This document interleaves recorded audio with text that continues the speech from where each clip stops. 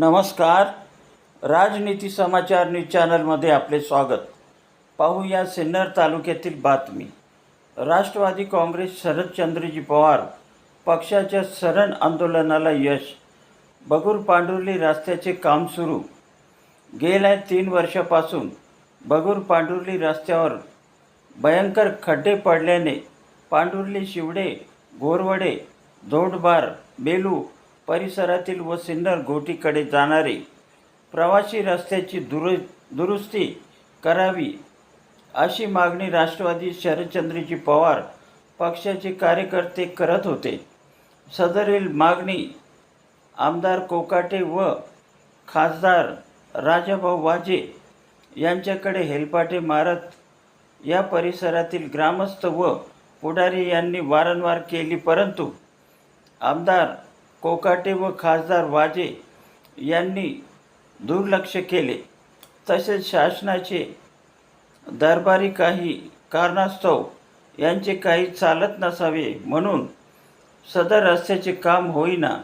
भयंकर खड्डे व पावसाळ्यात तर कंबरपर्यंत रस्त्यावरील खड्ड्यात पाणी साचत, यामुळे सदर गावातील पुरुष, स्त्रिया, शालकरी, मुली, वयोवृद्ध यांना ये जा करताना मोठी कसरत करावी लागते. अनेक अपघात होऊन शेकडो निष्पाप लोक दगावले व हजारो जखमी झाले. बाळंतीणकरिता हॉस्पिटलमध्ये जाताना महिलांचे हाल तर अनेकांना कमरेचे आजार झाले.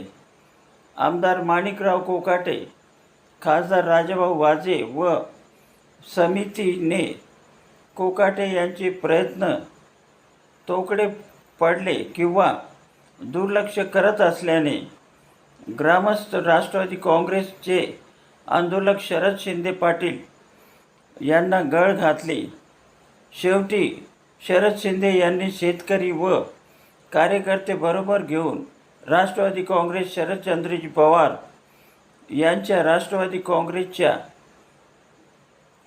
झेंड्याखाली रस्त्यावर सरण आंदोलन करत वाचा फोडली. शासनाने कामाला मंजुरी देत रस्त्याचं काम युद्धपातळीवर सुरू केले.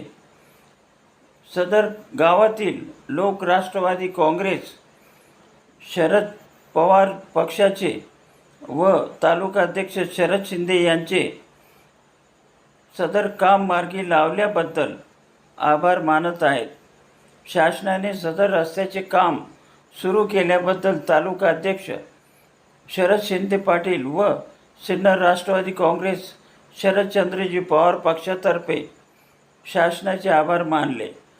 सदर आंदोलनास व न्याय मिळवण्यासाठी आदरणीय शरद पवार साहेब, निरीक्षक मुसारी सर, खासदार बगरे साहेब व जिल्हाध्यक्ष दत्तात्रय पाटील यांचे मार्गदर्शन लाभले.